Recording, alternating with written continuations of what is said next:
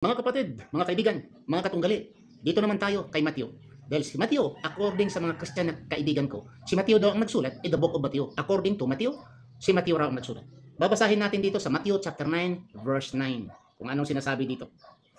And Jesus passed forth from thence, he saw a man named Matthew, sitting at the receipt of custom, and he said unto him, Follow me. And he arose and followed him. Sa Tagalog, mayroong Tagalog dito. At pagdaraan doon ni Jesus, ay nakita niya ang isang tao na kung tawagin Mateo, na nakaupo sa paningilan ng buwes, at sinabi sa kanya, sumunod ka sa akin, at siya ay nagtindig at sumunod sa kanya.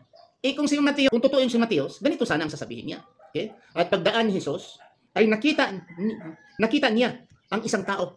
Nakita niya ako, hindi nakita niya ang isang tao. Okay? At kung tawagin Mateo, hindi na kailangan sabihin niyang Mateo kasi Mateo ang nagsulat eh. Okay? Tinawagan niya ako. Okay? Na nakaupo sa paningilan ng buwes at sinabi niya sa kanya. At sinabi sana sa akin. Sinabi sa akin, sumunod ka sa akin. At siya ay nagtindig. At ako ay tumayo. Ako ay nagtindig. Sana ako. Bakit siya? Pronoun, third person. At siya ay nagtindig at sumunod sa kanya.